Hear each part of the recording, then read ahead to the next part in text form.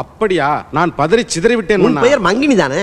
மன்னா, கள்வர்களால் நாங்கள் நிம்மதியாக வாழ முடியவில்லை. நீங்கள் தான் எங்களை காப்பாற்ற வேண்டும். அண்ணா, கடந்த 2 வாரங்களில் இது 3வது முறை. அப்படியா? நானும் கேள்விப்பட்டேன்.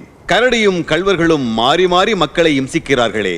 மாமா, அவர்களை என்னிடம் விட்டு விடுங்கள், நான் பார்த்துக் கொள்கிறேன். எனக்கு தெரிஞ்சு என்கிட்ட பேசின மாதிரி மற்றவங்கிட்ட பேசினாரான்னு எனக்கு தெரியாது. 2002 ஒரு முறை 1 மணி நேரத்திற்கு மேலாக அண்ணன் பிரபாகரன் அவர்கள் என்னை அழைத்து பக்கத்தில் அமர வைத்துக் கொண்டு அந்த ராணுவ மிடுக்கான உடையோடு அமர்ந்து கொண்டு 1 மணி நேரம் சாதி அரசியல் குறித்து பேசினார். இவர்கிட்ட தான் பேசினாரான்னு ஒரு ஆள் அறிக்கை கொடுத்தான். என்கிட்ட தான் பேசினார். நான் நீங்க தான் சொல்றீங்களா அவர் உயிரோட இருக்கிறாருன்னு. உயிரோட இருந்தா என்னைக்காவது ஒரு நாள் சொல்லுவார், திருமாவளவன் சொன்னது அத்தனை உண்மை, ஒன்றும் புனைவு இல்லை என்பதை சொல்லுவார்.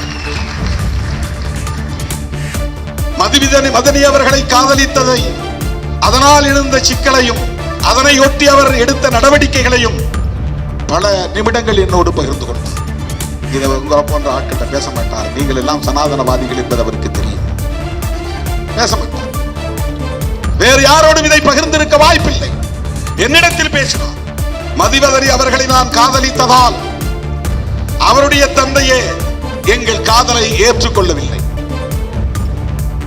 மானுடத்தின் தமிழ் கூடல் முடிந்ததும் நான் வன்னிக்கு சென்று அவரை சந்தித்த போது, அண்ணா உங்கள் மாமனாரை சந்தித்தேன் என்று சொன்னதும் அடுத்த நொடியே அவர் ஒரு வார்த்தை சொன்னார். நான் அதிர்ந்து போனேன். அதன் பிறகு அந்த காதல் குறித்தும் காதல் தொடர்பான பிரச்சனைகள் குறித்தும் அதனையொட்டி அவர் எடுத்த நடவடிக்கைகள் குறித்தும் வல்வெட்டி துறையிலே 14 பேரை நான் சுட்டுக் கொன்றேன் என்று சொன்னார்.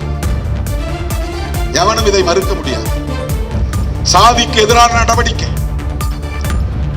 மதிவதனி சார்ந்த சமூகம் நான் இல்லை என்பதனால் என்னை தலைவனாக ஏற்றுக்கொள்ள இந்த மண்ணில் பெரும் தயக்கம் இருந்தது. காலப்போக்கில் அது தகர்ந்து போனது. நீங்களும் அந்த பொறுமையை கடைபிடிக்க வேண்டும். தமிழ்நாடு உங்களை ஏற்கிற காலம் வரும் என்று சொன்னார் அண்ணன் பிரபாகரன். என்னிடத்தில் பகிர்ந்து கொண்டார். எனக்கு ஒன்றுமே தெரியாது மன்னா. இவனை விட்டு விடுங்கள், அவனிடத்தில் கேட்போம். அடே, அங்கிருப்பவனே, உனக்கு தெரியுமா? அடே, உன்னைத்தானடா. அடே ஐயா, அரசன் முத்தா, காப்பாத்திட்டப்பா. உனக்கு தெரியுமா? சத்தியமா எனக்கு தெரியாது மன்னா. மன்னா, அவனிடம் கேட்போம். உனக்கு நான் இல்லை மன்னா. அந்த பயம் இருக்கட்டும்.